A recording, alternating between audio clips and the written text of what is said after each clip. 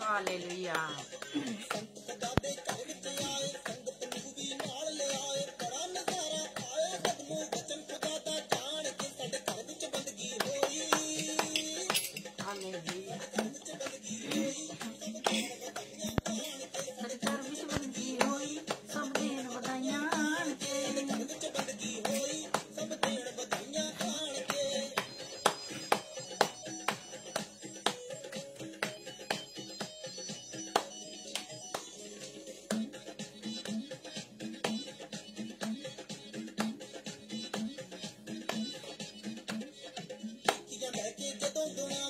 Hallelujah.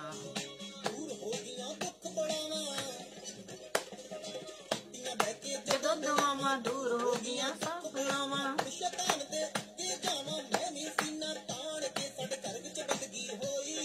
Hallelujah.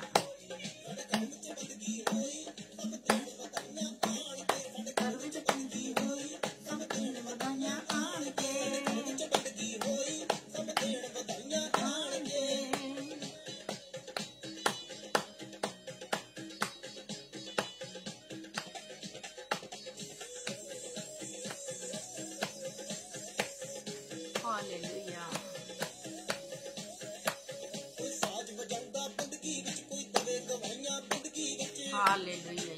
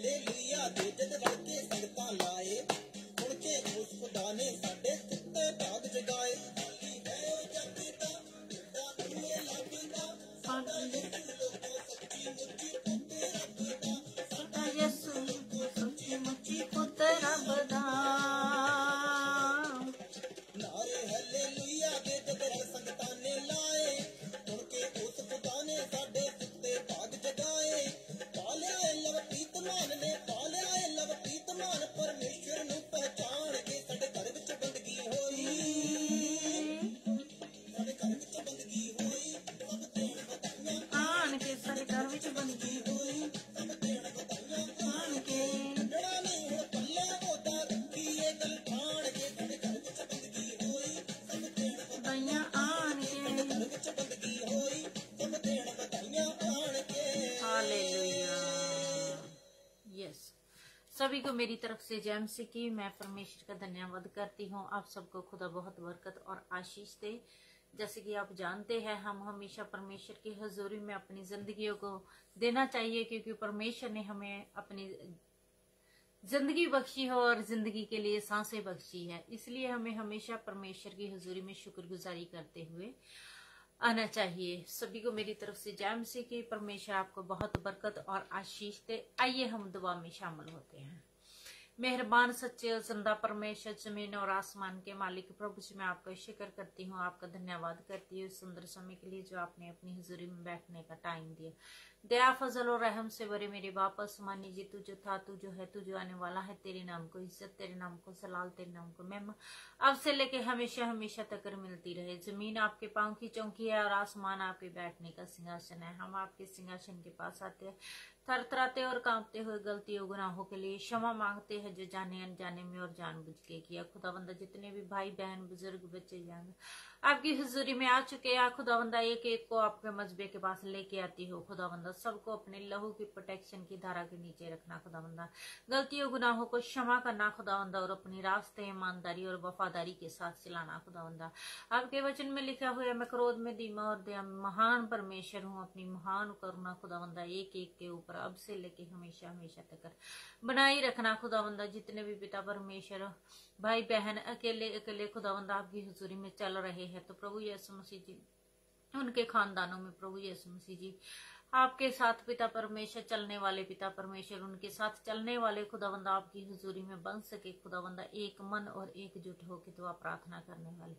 क्योंकि आपका वचन कहता है एक के ईमान के द्वारा उसका खानदान बचाया जाएगा। होने देना प्रभु यीशु मसीह जी के उनके ईमान के द्वारा उनके खानदानों के ऊपर आपकी बड़ी कृपा, बड़ी दया और बड़ा रहम अब से लगे हमेशा हमेशा तक होने पाए खुदावंदा। और मेरे बापा आसमानी जी सब कमजोरों को दूर करना, बीमारों को खुदावंदा कमजोरी या बीमारी है यीशु मसीह नासरी के नाम से दूर करना खुदावंदा। सबके साथ खुदावंदा आपका आत्मा बातचीत करे, सबको फलवंत करना खुदावंदा। कभी भी किसी भी चीज की किसी भी घर में खुदावंदा कोई भी कमी और कोई भी घटी ना आने पाए खुदावंदा, क्योंकि आपके वचन में लिखा हुआ है जो हवा के तालबों को किसी अच्छी वस्तु की थुर नहीं आएगी खुदावंदा। दया करना पिता परमेश्वर, सबके ऊपर रहम करना, और आपकी कृपा आपकी दया आपका रहम अब से लेके हमेशा हमेशा तक आपके बेटे बेटियों के ऊपर यीशु मसीह नासरी के नाम से बना रहे। आमीन आमीन आमीन।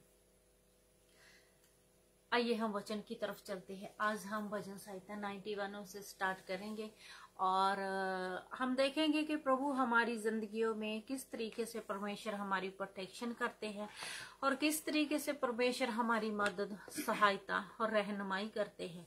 जब हम देखते हैं भजन संहिता 91, जब हम देखते हैं कि बहुत लोग इस भजन संहिता 91 को रीड करते हैं, है ना। जब इंसान दुख में होते, तकलीफ में होते हैं तब भी, और वैसे भी ये जो फेमस है भजन संहिता 91, तो इसको जब हम रीड करते हैं तो इसके एक एक वर्ड को हम अपनी जिंदगियों के ऊपर अप्लाई करते हैं। तो जब हम अप्लाई करते हैं तो ही परमेश्वर का जो वचन है हमारी जिंदगियों में कार्य करता है। जब आप किसी भी वचन को सुनते हो और सुनने के बाद अगर उस वचन को अपनी जिंदगी में नहीं लेते तो वो वचन आपकी जिंदगी में कार्य नहीं करता। जैसे कि हम जब दुआ करते हैं कि प्रभु जी आपके मार खाने से हम चंगे और नए नरोए किए गए हैं, तो इसका मतलब वो वचन को हम अपनी जिंदगी में अप्लाई करते हैं और उस वचन को अपनी जिंदगी में लेते हैं कि प्रभु जी आपने कोड़ों की मार खाई और इसीलिए हम चंगे किए गए हैं। तो आज हम देखेंगे भजन संहिता 91, विश्वासी की सुरक्षा। ये यहाँ पे जो हेडलाइन लिखी हुई है वो है विश्वासी की सुरक्षा, मतलब कि जो विश्वास करते हैं उनकी सुरक्षा, है ना। जो परम प्रधान की शरण में वास करता है वह सर्वशक्तिमान की छाया में ठिकाना पाएगा। यहाँ पे हम देखते हैं जो परम प्रधान कौन? परमेश्वर। परम प्रधान सब जगह के ऊपर, सारी संसार के ऊपर, हर जगह के ऊपर परमेश्वर ही क्या है? प्रधान है। यहाँ पे आप देखो, अगर कोई प्रधानमंत्री हो या दुनिया में कोई राजा हो, उसके अंडर वो इंसान कोई काम करता हो तो उसे कितना गर्व फील होता है कि हाँ भी इस इंसान को मैं अगर कोई बात कहूंगा ये मेरे लिए करेगा क्योंकि मैं इसे जानता हूँ। इसी तरीके से परमेश्वर के वचन में लिखा जो परम प्रधान की शरण में वास करता है। परमेश्वर की शरण, हम जब परमेश्वर की हुजूरी में आते हैं तो उसकी शरण लेते हैं। जब हम दाऊद नबी की बुक में देखते हैं, हम हमेशा देखते हैं दाऊद नबी कहता है कि परमेश्वर ने मुझे चारों तरफ से घिरा हुआ है, मैं खुदा की पनाह में छुप के बचता हूँ। तो जब हम इस तरीके से बाइबल को रीड करते हैं तो हम देखते हैं कि दाऊद किस तरीके से कहता है कि मैं परमेश्वर की पनाह के हेठा हूँ, है ना। तो जो परम प्रधान की शरण में वास करता है वह सर्वशक्तिमान की छाया में ठिकाना पाएगा। वो इंसान परमेश्वर के जो चौकी है जिसके पास हम जाते हैं वहां पे क्या करते हैं, वो ठिकाना पाता है, उसे सुकून मिलता है, उसे चैन मिलता है, क्योंकि हमारा परमेश्वर भला परमेश्वर है। और जब परमेश्वर ने कहा है कि तुम मेरे हुजूरी में आओगे तुम्हें शांति, आनंद और खुशी मिलेगी, तो यहाँ पे हम देखते हैं कि परमेश्वर की सर्वशक्तिमान की छाया में ठिकाना पाएगा। और जब आप देखते हैं कि किसी इंसान को हम जहाँ मर्जी घूम के आ जाए, लेकिन जो घर होता है वहां पे इंसान अच्छे से रहता है अपने घर में, वो उसका ठिकाना होता है। अब कहीं पे भी चला जाए, अगर हम देखते हैं बचपन में जब किसी रिश्तेदार के जाते थे 2 दिन या 4 दिन वहां पे रह गए, लेकिन जो अपना घर होता है वो अपना ठिकाना होता है। लेकिन जो परमेश्वर है, परमेश्वर की हुजूरी में हम क्या है, ठिकाना पाते हैं, और वहां पे हमारे बैठना हमें आनंद देता है। और दूसरी वर्ष में क्या देखते हैं, मैं यहोवा के विषय कहूंगा, वह मेरा शरण स्थान और मेरा दृढ़ घर है। मतलब कि मैं परमेश्वर को कहूंगा, ये जो बातें परमेश्वर की हुजूरी में लिखी गई है, हम जब परमेश्वर को कहते हैं कि हम परमेश्वर के विषय में कहेंगे कि वह मेरा शरण स्थान और मेरा दृढ़ घर है। शरण स्थान वही, जैसे कि मैंने आपको बताया कि जो इंसान अपने घर में जब कभी किसी के रिश्तेदारों के चले जाते हैं, लेकिन जब वो अपने घर में आते हैं तो वो उसका एक ठिकाना होता है। इसी तरीके से हम जो भी मर्जी कर ले, लेकिन हम परमेश्वर की हुजूरी में, परमेश्वर के ठिकाने के पास हर वक्त रहते हैं। चाहे हम जॉब करते हुए, चाहे हम घर में, चाहे हम जाते हुए, चाहे हम आते हुए, हम परमेश्वर के बारे में कहते हैं कि मैं यहोवा के विषय कहूंगा। कि ये जो भजन है इसमें दाऊद नबी कहता है मैं यहोवा के विषय में कहूंगा। और हम भी जब हम रास्तों में चलते हैं या कहीं भी जाते हैं, हम कहते हैं कि परमेश्वर तू ही हमारा मददगार है, तू ही हमारा सहायक है, तुझसे ही हमें अति शीघ्रता से मदद मिलती है ना। तो हम क्या कहते हैं कि वह मेरा शरण स्थान और मेरा दृढ़ घर है। मतलब दृढ़ का मतलब है कि मजबूत घर है परमेश्वर। आपको मालूम है, जब कोई इंसान घर बनाता है, जब वो घर बनाता है तो कैसे वो लेंटर को हमने देखा है कि जब हमारे घर बनते तो हमारे जो नींव खोदी जाती है, नींव खोदने के बाद उसके नीचे सरिया और बजरी और सीमेंट, उसके द्वारा ही नीचे के जो मजबूत की जाती है कि ताकि इसके ऊपर जब दीवार बनाई जाए तो बहुत मजबूती के साथ इसकी नींव बनी रहे, है ना। लेकिन जो हमारा परमेश्वर है वो हमारा दृढ़ घर है, हमारा मतलब मजबूत घर है। हम जब परमेश्वर के ऊपर भरोसा रखते हैं तो हम कभी शर्मिंदा नहीं होते, क्योंकि बाइबल बयान करती है मुबारक है वो इंसान जिसका भरोसा यहोवा के ऊपर है, और श्रापित है वो इंसान जिसका भरोसा इंसानों के ऊपर है। आप जानते हैं कि कई बार इंसानों के ऊपर भरोसा करके बहुत दूर किसी के साथ मंजिलों तक निकल जाते हैं, लेकिन आखिर में कभी वो इंसान या कोई बेटी या कोई बेटा, कई बार आपने देखा होगा कि कई इंसान किसी को पैसा देते हैं कि तुम ना इतना पैसा पकड़ के रख लो कि मैं आपसे जरूरत के टाइम ले लूंगा। वो इंसान धोखा दे देते हैं, क्योंकि वो इंसान बेईमानी कर लेते हैं उनके साथ, है ना। लेकिन जो हमारा परमेश्वर है वो हमारा मजबूत किला और छिपने की स्थान और दृढ़ घर है, और वो हम जब उसकी हुजूरी में आते हैं तो हम मजबूती पाते हैं। चाहे आप जितने मर्जी कमजोर हो, चाहे जैसे कि आप जानते हैं कि जब हमारी जिंदगी में हमारे खानदानों में से कोई खुदा की हुजूरी में सो जाते हैं, तो हम जब परमेश्वर की हुजूरी में आते हैं ना, तो परमेश्वर हमें हौसला देता है, प्रभु जी हमें हिम्मत देते हैं अपने वचनों के द्वारा।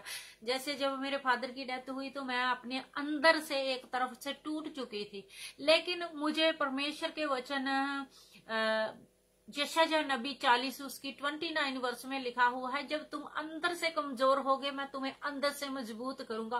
वो वचन जिंदगी में मैं लेके चल रही हूँ। जब जब मुझे लगता है इन बातों को, तो मैं वो वचन अपनी जिंदगी में लेती हूँ कि प्रभु जी आपके वचन में लिखा हुआ है जब तुम अंदर से कमजोर होंगे तो मैं आपको अंदर से मजबूत करूंगा। तो ये जो परमेश्वर का वचन है ना, वो हमें मजबूत करता है अंदर से, क्योंकि अंदर की हालत आपकी और मेरी सिर्फ और सिर्फ परमेश्वर ही जानता है, और परमेश्वर के सिवा कोई समझ नहीं सकता। कई बार इंसान अकेला बैठ के रोता है, और कई बार इंसान अकेले में हंसता है अपने बचपन की बातों को याद करके, या दुनिया में कुछ दुखों को, कुछ खुशियों को याद करके। तब उसको कोई देखे ना देखे, लेकिन परमेश्वर जरूर देखता है ना।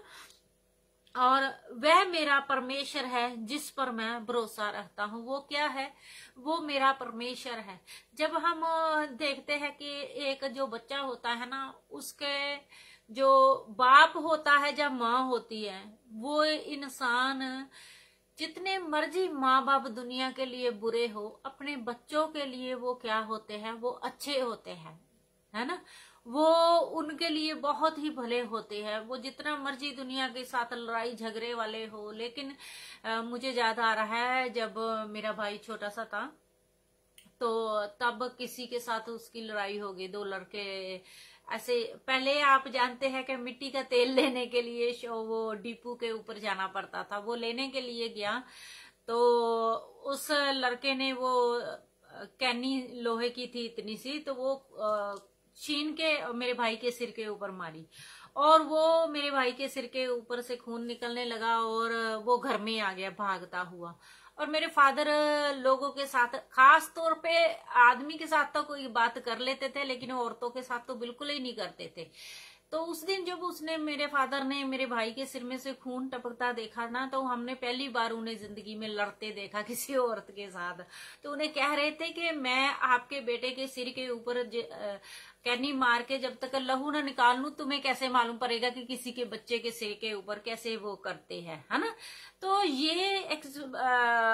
ये उदाहरण मैंने इसीलिए दी क्योंकि जब इस दुनिया के जो बाप होते हैं ना, वो अपने बच्चों की हिफाजत के लिए कितना कुछ करते हैं। जो हमारा परमेश्वर है, जो हमारा स्वर्गीय पिता है, वो हमारी हिफाजत के लिए हमारी सोचों से बढ़कर करता है। जब हम घरों से बाहर निकलते हैं, कोई इंसान परदेश में निकलता है, वहां पे उसका माँ बाप भाई बहन कोई उसका साथ देने वाला नहीं होता, लेकिन परमेश्वर उसकी हर जगह पे, हर हालत में और हर जगह पे उसकी क्या करता है? मदद और सहायता करता है। इसीलिए भजन संहिता 91 उसकी 2 वर्ष में लिखा हुआ, वह मेरा परमेश्वर है जिस पर मैं भरोसा रखता हूँ। मतलब वो हमारा परमेश्वर है जिसके ऊपर हम भरोसा रख के जिंदगी को जीते हैं। और जब हम परमेश्वर के ऊपर भरोसा रख के चलते हैं, तो परमेश्वर हमारी जरूरतों को, परमेश्वर हमारी मदद करता है। और जब परमेश्वर हमारी मदद करता है, तो फिर कौन हमारे विरोध में हो सकता है? जब बाइबल बयान करती है, जब परमेश्वर मेरे वल है, तो कौन मेरे विरोधता में हो सकता है ना। और तीसरी वर्ष में हम क्या देखते हैं? क्योंकि वही तुझे बहेलिए के जाल से और महामारी से बचाता है। जब आप इस दुनिया में चलते हैं ना, तो बहुत से जाल, कई बार लोगों की झूठी बातों के जाल, कई बार कुछ ऐसी ऐसी बातें होती है जिंदगियों में जो इंसान के समझ से बाहर होती है कि दूसरे इंसान आपकी जिंदगी में क्या सोचते हैं, है ना। लेकिन परमेश्वर उनके सबके जालों में से निकालता है और महामारी से बचाता है। आप जानते हैं जैसे कि कोविड-19 2 साल से चल रहा है ना। तो जब से चल रहा है, 19 से चल रहा है, 19 मार्च वगैरह से ना, 2019 से, तब से लेके 20 और अब 21 भी फिनिश होने वाला हो गया है। आप जानते हैं कि कैसे, किस तरीके से परमेश्वर ने अपने लोगों को बचाया, है ना। कई बार आपने फेसबुक पे विश्व जी के साथ जब ज्वाइन होते हैं, आपने देखा होगा बहुत से लोग अपनी जिंदगियों में टेस्टमनी भी देके गए हैं कि हम इस प्रॉब्लम में फंस तो गए थे, लेकिन परमेश्वर ने हमें इस महामारी से छुटकारा दिया और हमें बचाया।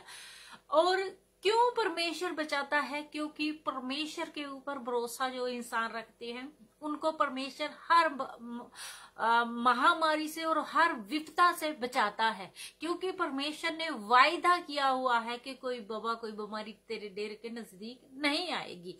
इसीलिए 3 वर्ष के मुताबिक लिखा हुआ है, क्योंकि वही तुझे बहेलियों के जाल से और महामारी से बचाता है। वह अपने पंखों से तुझे ढांप लेगा और उसके पैरों तले तू शरण लेगा। उसकी सच्चाई ढाल और जिलम है। कौन अपने पैरों तले तुम्हें ढांप लेगा? परमेश्वर। परमेश्वर अपने, बाइबल बयान करती है कि जमीन परमेश्वर के पांव की चौकी और आसमान परमेश्वर के बैठने का सिंहासन है। है ना। जब जमीन परमेश्वर के पांव रखने की चौकी है और आसमान परमेश्वर के बैठने का सिंहासन है, और जब हम जमीन के ऊपर जब बैठते हैं परमेश्वर के पांव की चौकी के पास, तो परमेश्वर अपने पंखों के द्वारा हमें ढांपता है। जब आप देखते हैं मैथ्यू चैप्टर में, वहां पे भी लिखा हुआ है कि मैंने बहुत बार चाहा अपने बच्चों को अपने पंखों के नीचे छुपाना। आज लोग कहते तो है कि हम परमेश्वर के बेटे और हम परमेश्वर की बेटियां हैं, लेकिन जब आप परमेश्वर के बेटे और जब आप परमेश्वर की बेटियां हैं, उसके साथ साथ आपको कुछ फर्ज बनते हैं। जब एक बेटा अपने घर में रहता है और उसकी घर की जिम्मेवारियां होती है, जो बेटी होती है वो भी अपनी घर की रिस्पॉन्सिबिलिटी कुकिंग में या क्लीनिंग में सब में करती है। इसी तरीके से जो परमेश्वर के राज्य के कार्य है, जो परमेश्वर के राज्य के काम है, वो परमेश्वर के काम अलग है। वो कुकिंग या क्लीनिंग ये नहीं है, जो वो परमेश्वर आपको जैसा आपको चाहते हैं परमेश्वर, हाँ आपको परमेश्वर चर्च में सेवकाई देंगे, कुकिंग की देंगे, क्लीनिंग की देंगे, लोगों के तरह तरीके की जैसे परमेश्वर की होली स्पिरिट आपको गाइड करे, वो परमेश्वर काम आपसे चाहता है। यहाँ पे क्या लिखा हो, वह अपने पंखों से तुम्हें ढांप लेगा। परमेश्वर अपने पंखों में तुम्हें क्या करेगा, ढांप लेगा। आपने देखा होगा कि कई बार जब जानवर होते हैं, चिड़ियां जो होती है ना, छोटे छोटे जब उनके बच्चे होते हैं ना, जब आप उनके आलने की तरफ देखो ना, चिड़ी जाएगी उस आलने में जो अपने घोंसला बनाया होता है, उनमें उसने बच्चे रखे होते हैं ना, वो जब अनाज लेके आएगी तो उसको देखेगी, घोंसले को देखेगी, और उसके ऊपर वो जो घास फूस वगैरह लगाती रहती है कि जहाँ पे उसके जो बच्चे पड़े हुए हैं, चूचे पड़े हुए हैं, वो गिर ना जाए, है ना। और जब वो बिल्कुल छोटा होता है, आपने देखा होगा कि किस तरीके से वो अपने चूचों को वो अपने मुंह से दाना उसके मुंह में डालते हैं, है ना। वो इन जानवर अपने बच्चों को इस तरीके से करते हैं। और माँ बाप क्या करते हैं, माँ बाप भी जब वो बच्चे छोटे छोटे होते हैं, उनका जो भी खाना बचता है वो क्या करते हैं, वो खुद खा लेते हैं, है ना। और उनको हिफाजत में रखते हैं। उन्हें जब छोटे होते हैं उन्हें बाहर नहीं जाने देते, उन्हें कोई गर्म चीज के पास नहीं जाने देते, और उनको बहुत ही प्रोटेक्शन में रखते हैं कि नहीं, जब सोया भी हो ना इंसान, तो भी अपने बच्चे के लिए जितनी मर्जी गहरी नींद हो, वो उठता है कि नहीं नहीं, ये हाथ लगा लगा के देखते हैं कि मेरा बेटा या मेरी बेटी मेरे पास ही लेटी हुई है। अगर नहीं हो तो वो देखते हैं कि किधर है ना। क्योंकि बच्चे रात को बच्चे जागते हैं और दिन को बच्चे सो जाते हैं। मेरी बहन के बच्चे ऐसे ही हैं। तो जब हम ऐसे देखते हैं ना, हम इंसान होते हुए भी अपने बच्चों की प्रोटेक्शन करते हैं। तो परमेश्वर जिसने वायदा किया हुआ है कि मैं तुम्हारी प्रोटेक्शन करूंगा, मैं तुम्हें अपने पंखों के नीचे छुपाऊंगा, तो परमेश्वर किस तरीके से हमारी हिफाजत करता है, जे आपने देखा होगा, आपके भी जिंदगी का बहुत बार एक्सपीरियंस हो चुका होगा, है ना। तो वह अपने पंखों से तुझे ढांप लेगा और उसके पैरों थले तू शरण लेगा। मतलब वो तुम उसके पैरों के पास जब बैठते हैं तो शरण लेते हैं, है ना। उसकी सच्चाई ढाल और झिलम है। जो परमेश्वर के सच्चाई है ना, वो ढाल है आपकी और झिलम है। आज इंसान क्या करता है, आज सच्चाई के द्वारा नहीं चलता। अगर परमेश्वर में आपने जिंदगी जीनी है तो आपने सच्चाई के द्वारा जिंदगी जीनी है। क्योंकि परमेश्वर झूठ से प्रसन्न नहीं होता, परमेश्वर झूठ को पसंद नहीं करता। आज आप देखते होंगे लोग जितने खुदा में चलते हैं झूठ बोलते हैं जी, बहुत सी बातें ऐसी करते रहते हैं जो परमेश्वर को पसंद नहीं है। लेकिन परमेश्वर चाहता है कि जैसा प्रभु के वचन में लिखा हुआ है, जैसे मैं हूं वैसे तुम बनो।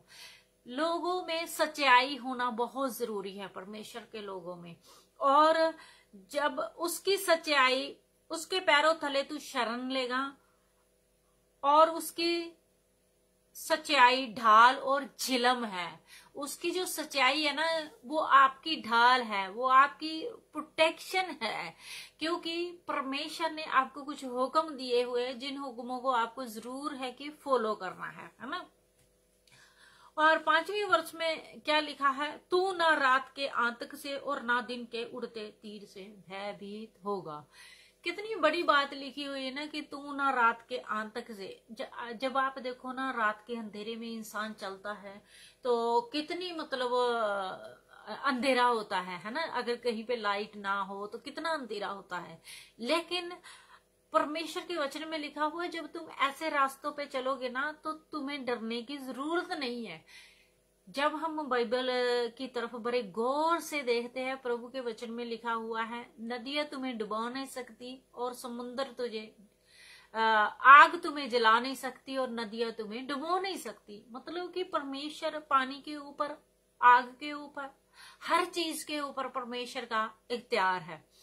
और कई बार क्या होता है, हम अपनी जिंदगी में जो हमने फ्यूचर के प्लानिंग जो कुछ बातें होती है, हम सोचते हैं कि परमेश्वर मेरी जिंदगी में आने वाले समय में ये करना वो करना। आप जानते हैं हम जो सोचते हैं परमेश्वर को हमसे ज्यादा फिक्र है। उसने सब कुछ सोच के रखा हुआ है हमारी जिंदगियों में, हमारी फैमिलियों के लिए, हमारे भाई बहनों के लिए, हमारे बच्चों के लिए। उनके पास बड़े बड़े प्लान है, क्योंकि वो जानते हैं कि ये मेरा बेटा है, जब मेरी बेटी है, ये मेरा खादम है, जब मेरी खादिमा है, और इसके लिए मैंने ये कार्य करने हैं, क्योंकि ये मेरी हुजूरी में दिन रात मगन रहते हैं। तू ना रात के आतंक से और ना दिन के उड़ते तीर से भयभीत होगा। मतलब दिन में भी, रात को तो अंधेरे में डरने की जरूरत नहीं है आतंक से, और ना दिन के उड़ते तीर से भयभीत होगा। तीर का मतलब कि दोपहर को भी बहुत सी बातें होती है लोगों की जिंदगियों में, जैसे कि जो वायरस चला हुआ है, ये दिन को और रात को किसी भी वक्त किसी के ऊपर भी अटैक करता है। लेकिन जो खुदा के लोग हैं उनके ऊपर ये बवा, ये बीमारी, ये बातें क्या है, अटैक नहीं कर सकती। ना दिन के उड़ते तीर से भयभीत होगा। मतलब दिन में भी लोग आपके बारे में बुरी बुरी बातें बोले, बहुत कुछ कहे करे, लेकिन आपके ऊपर कोई भी बात असर नहीं करेगी। क्यों? क्योंकि आप जो परम प्रधान की छाए है बैठे हो। और 6 वर्ष रीड करके मैं इसे कंप्लीट कर दूंगी, और बाकी हम नेक्स्ट वीक देखेंगे जब प्रभु की आत्मा मुझे अलाउ करेगी, जब हम दुआ में बैठेंगे फ्राइडे को। ना उस महामारी से जो अंधकार में फैलती है और ना उस विनाश से जो दोपहर में उजारता है। मतलब कि ना उस महामारी से, मतलब जो महामारी दुनिया में आती है और अंधकार में फैलती है, ना उस विनाश से जो दोपहर में उजारता है। मतलब आपको डरने की जरूरत नहीं उन बातों से जो इस दुनिया में होती है। एक्चुअली मेरे हाथ पे छाला हुआ तो मैंने देखे ही नहीं वो उसमें। तो ना उस महामारी से जो अंधकार में फैलती है। जो महामारी होती है ना वो अंधकार में फैलती है। कहाँ पे अंधकार? अंधकार का मतलब ये नहीं कि अंधेरा है तो फैलती है, मतलब कि जो इस दुनिया में पाप होता है, बहुत सी बड़ी बातें होती है, तब ऐसी बातें महामारी आती है। लेकिन ये जो महामारी है परमेश्वर के लोगों के ऊपर असर नहीं करेगी। ना उस महामारी से जो अंधकार में फैलती है, ना उस विनाश से जो दोपहर में उजारता है। आपको और मुझे इन बातों से डरने की जरूरत नहीं है, क्योंकि हम प्रभु यीशु मसीह के लहू के द्वारा खरीदे हुए लोग हैं और परमेश्वर ने अपनी करुणा हमारे ऊपर की हुई है। तो आज के लिए इतना ही वचन काफी था, और हम नेक्स्ट वीक इसे कंटिन्यू करेंगे। और भजन संहिता 1 से लेकर 6 वर्ष तक मैंने रीड किया, और ये 16 वर्ष है इनकी। तो आइए हम प्रे करते हैं। Hallelujah, hallelujah, hallelujah, hallelujah, hallelujah, hallelujah, hallelujah, hallelujah, hallelujah. महान प्रभु, सर्वशक्तिमान प्रभु और जिंदा परमेश्वर, प्रभुओं के प्रभु, राजा के राजा, प्रभु जी मैं आपका शुक्र करती हूँ, आपका धन्यवाद करती हूँ खुदावंद, आपके वचनों के लिए और आपके वायदों के लिए। पिता परमेश्वर, आप अपने वायदों के पक्के और सच्चे परमेश्वर है, और आपके वचन पिता परमेश्वर अनमोल मोती है खुदावंदा। पिता परमेश्वर, आपके वचन में लिखा हुआ है, मेरा वचन अपने अंदर जमा कर लो तो तुम कोई पाप नहीं कर सकेगे। सचमुच खुदावंदा, आपका वचन खुदावंदा आपकी बेटी और जितने भी बेटे बेटियां खुदावंदा सुना है, उनकी जिंदगी में जी वचन जमा हो खुदावंदा, ताकि खुदावंदा आपके बेटे बेटियां खुदावंदा आपकी हुजूरी में चलते हुए खुदावंदा आपकी प्रोटेक्शन की धारा के नीचे। भजन संहिता 91 उसकी 11 वर्ष, भजन संहिता 34 उसकी 7 वर्ष के मुताबिक खुदावंद आपका आत्मा उन्हें पिता परमेश्वर और आपके स्वर्ग दूत उनकी प्रोटेक्शन करे और आपका आत्मा उन्हें गाइड करे अपने बेटे बेटियों को। जो कमजोरी की हालत में उन्हें बल प्रदान कीजिए, क्योंकि प्रभु जी आपके वचन में लिखा हुआ है जब तुम कमजोर होते हैं तब तुम बलवंत होते हैं। और आपके वचन में लिखा हो परमेश्वर के बलवंत हाथों के नीचे आ जाओ तो वो तुम्हें टाइम सिर ऊंचा करेगा। सचमुच खुदावंदा आप पिता परमेश्वर अपने बेटे बेटियों को खुदावंदा ऊंचा करना खुदावंदा, और हर एक को ब्लेस करना खुदावंदा। मेरे बाबा उस्मानी जी जो दुखों में है, परेशानियों में और मुश्किलों में है, प्रभु यीशु मसीह आपके नाम से उनकी मुश्किलें सॉल्व हो जाए खुदावंदा, और दुख तकलीफों में से प्रभु यीशु मसीह निकल के शांति और आनंद पाए खुदावंदा, क्योंकि आप शांति के पिता परमेश्वर राजकुमार है। प्रभु यीशु मसीह बीमारों को चंगा करना खुदावंदा, क्योंकि आपका वचन कहता है कि मैं अपना वचन भेज के चंगा करता हूँ खुदावंदा। दया करना सारी दुनिया के ऊपर, खास तौर पे किसानों के ऊपर दया करना खुदावंदा, किसानों के ऊपर रहम करना पिता परमेश्वर जी। जो भी उनके दिल की मुराद है यीशु मसीह आपके नाम से पूरी हो पिता परमेश्वर जी। और पिता परमेश्वर जी आपका फेवर किसानों को मिले, जितने भी बिल बने हुए हैं यीशु मसीह नासरी के नाम से रद्द और फेल कर देते हैं पिता परमेश्वर जी। इजराइल में आपकी शांति अब से लेके हमेशा हमेशा तक बनी रहे खुदावंदा पिता परमेश्वर जी। धन्यवाद करते हैं खुदावंदा, आपने इस दुआ को सुना और कबूल किया। यीशु मसीह नासरी के नाम से मांग और पा लेते हैं, आमीन। आइए हम लॉर्ड्स प्रेयर में शामिल होते हैं, आखिर में प्रेयर करते हैं हम जो प्रभु ने हमें सिखाई थी। ऐ हमारे बाप तू जो आसमान पे है, तेरा नाम पाक माना जाए, तेरी बादशाही आए, जैसे तेरी मर्जी आसमान पे पूरी होती है इस जमीन पे भी हो। हमें आज रोटी बख्श दे, जैसे हम अपने कर्जाइयों को माफ करते हैं, तू भी हमारे कर्ज माफ कर, हमें किसी भी आजमाइश में मत पड़ने दे, बल्कि हर एक बुराई से बचा के। कुदरत जलाल और महिमा हमेशा तेरे ही में, आमीन। खुदा आप सबको बहुत बरकत और आशीष दे। कल को हम फिर आएंगे खुदा की हुजूरी में। आओ दुआ करे प्रोग्राम में, तो नए टॉपिक के साथ खुदा की आत्मा के द्वारा हम देखेंगे कि परमेश्वर कल को हमें किस तरीके से गाइड करता है और आपको किन किन बातों के लिए परमेश्वर तैयार करता है। तो खुदा इन वचनों के द्वारा, इन दुआ प्रार्थनाओं के द्वारा आपको बहुत बरकत और आशीष दे, यीशु मसीह के नाम से, आमीन। मेरी तरफ से और विश्व जी की तरफ से आप सबको जय मसीह की जय।